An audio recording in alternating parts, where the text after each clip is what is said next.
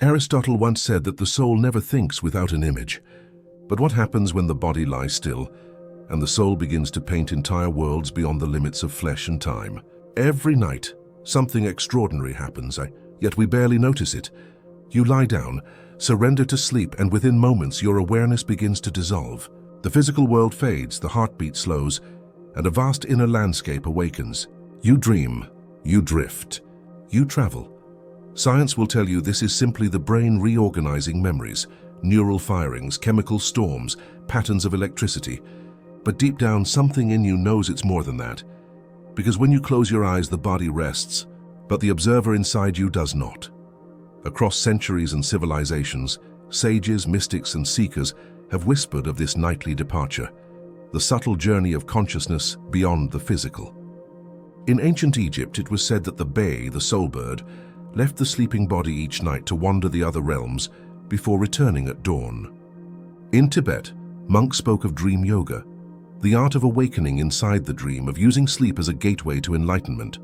And in the modern world, neuroscientists now map REM stages, not realizing they might be charting the footprints of the soul itself. What if sleep is not just a biological need, but a spiritual ritual? What if every night you're rehearsing something profound, the very act of dying and being reborn? Because think about it. Every night you let go of everything. Your name, your fears, your identity, the world. And then in the morning you return, as if nothing happened, but something did happen. You went somewhere. The question is, where? And who or what is the you that travels there? As you fall asleep, your consciousness begins to descend through invisible layers of reality. Your heartbeat slows, your muscles lose tension, the body becomes heavy, yet paradoxically, something inside begins to lift. Modern science describes sleep as a symphony of brain waves. Alpha gives way to theta, theta to delta. Your body shuts down its voluntary systems, and in the stage called REM, your mind lights up with impossible worlds. You are paralyzed, yet more alive than ever. Your eyes flicker beneath closed lids, chasing visions your waking self could never conceive. To the materialist, these are just electrical storms, random neural fireworks. But to the mystic, they are portals. Ancient texts from Egypt to India spoke of this threshold as a crossing point. The Upanishads called it Sushupti, the deep sleep state where the soul touches Brahman, the ultimate reality. In that state, the body is asleep, but consciousness roams free, unbound by time or flesh. And isn't that exactly what you feel sometimes? When you wake from a dream that seemed more real than life itself? When a voice whispers your name? Or you fall endlessly through space and jolt awake, as if your spirit just collided back into your skin? Neuroscience may not have a language for it, but experience does. You felt it. That eerie sense of floating, of watching yourself sleep. That strange detachment that feels like both freedom and fear. What if that's not imagination at all? What if, in those moments, your consciousness is slipping out of alignment, leaving the body behind, even if only for seconds? Every night, millions of people unknowingly enter that borderland between worlds, between waking and the beyond. We call it dreaming. But maybe it's something else entirely. Maybe each night we are learning how to die without dying, how to let go and still exist. Imagine this. Your body lies motionless on the bed, breathing softly in rhythm with the night. But something, you, begins to rise. At first you might not even notice. The room looks the same, yet strangely brighter. As if reality itself has lost a layer of weight. You reach for your hand and find that it passes through your own body like smoke. You turn and see yourself sleeping. Countless people throughout history have described this same event. The monk, the soldier, the scientist, the skeptic, all different lives but one shared vision, floating above their own physical form, tethered by a thread of light. They call it an out-of-body experience. Ancient mystics called it astral projection. They say the soul is connected to the body by what is known as the silver cord, an energetic link that stretches infinitely but never breaks until death. And while your physical shell lies dormant, your subtle self, the consciousness beyond flesh, drifts freely through planes of vibration invisible to waking eyes. Science, of course, hesitates here. It cannot measure a soul or photograph a silver cord. But it can measure one thing, the human experience. And people across all cultures, all ages, all beliefs report the same pattern, the same freedom, the same lightness, the same vision of a world that feels more real than waking life. Could they all be hallucinating the same dream?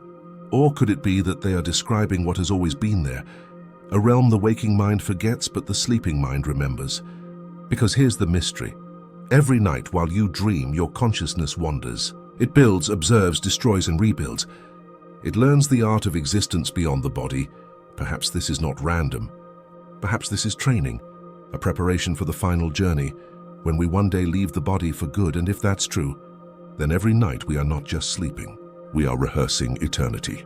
Modern physics is beginning to whisper what ancient mystics already knew, that consciousness may not be produced by the brain, but rather channeled through it, the way light shines through a prism. If that's true, then when the body sleeps, when the brain's filters relax, awareness can flow beyond its usual boundaries. The mind no longer interprets reality through the five senses.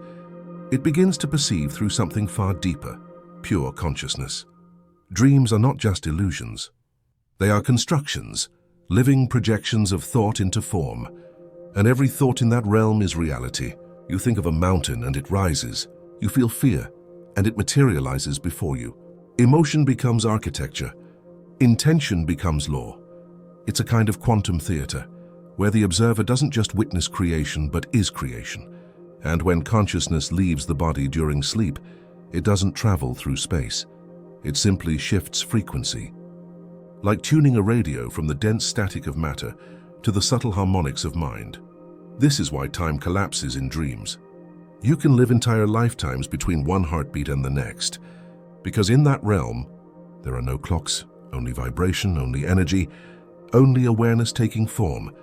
Ancient texts describe this as the mirror of the soul, the idea that, when freed from the body, the mind confronts its own reflection.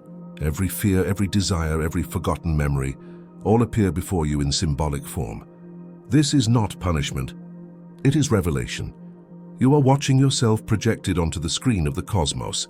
So perhaps the question isn't, where does consciousness go during sleep? But rather, what does it become? Because if matter and mind are inseparable, then maybe when you dream, you are glimpsing the raw code of creation itself, the place where the universe dreams you into being. At rare moments, something extraordinary happens inside the dream. You suddenly realize that you're dreaming. The sky freezes, the ground hums, and within an instant, a shocking awareness floods through you. Everything around you, the mountains, the cities, the people, are all manifestations of your own consciousness. This is called lucid dreaming, and it has been practiced by mystics for thousands of years. Tibetan monks call it milam, the yoga of the dream state. For them, it's not entertainment, it's liberation. Because if you can awaken within the dream, you can awaken within life itself. At that moment, the boundaries dissolve. You no longer react, you create. You no longer run from the monsters. You realize they are fragments of your own shadow. You look them in the eyes and they vanish, not destroyed, but reintegrated. Carl Jung wrote that, until you make the unconscious conscious, it will direct your life and you will call it fate. Lucidity is exactly that, the merging of what sleeps and what knows. It's consciousness reclaiming its forgotten throne. In lucid dreams, fear loses its dominion. You begin to understand that everything you experience, in dreams or in waking life, is shaped by the vibration of your mind. And that's when the true revelation emerges.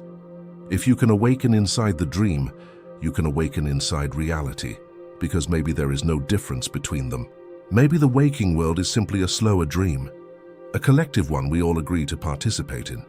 Our shared hallucination of matter sustained by consciousness. To awaken in the dream is to remember that you are the dreamer. To awaken in life is to remember that you are the dream itself, and in that realization, fear disappears. Because you understand, you were never trapped in the body, never confined by sleep, never separate from the infinite awareness that watches it all. And then morning comes. The light slips through the curtains, and the world pulls you back.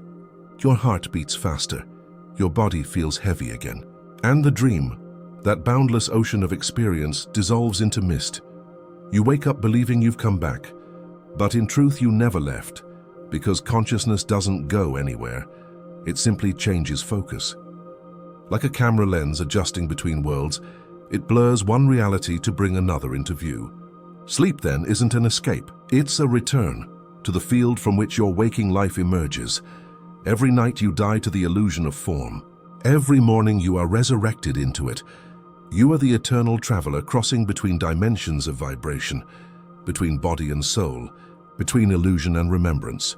And if you listen carefully, you can still feel the echo of where you've been, that quiet aftertaste of infinity behind your morning thoughts. A soft reminder that the world you wake into is just another layer of the dream. Mystics call this the veil of forgetting. The moment the soul re-enters the body, memory fades, not because what you saw wasn't real, but because its light is too vast to fit through the narrow doorway of human awareness. But sometimes, in the stillness before dawn, a fragment remains, a strange piece of vivid color, a voice that isn't yours but feels like home. That's the whisper of your higher self, the part of you that never sleeps. So tonight, when your eyes grow heavy, don't resist the pull into the unknown. Let the body rest, let the soul roam, because sleep is not the end of consciousness. It's the reminder that you are consciousness, boundless, timeless, awake, even in dreams. We are asleep in this world and wake up in another. Salvador Dali. And one day, when you take your final sleep, you won't vanish into darkness. You'll simply awaken into the light you've been dreaming of all along.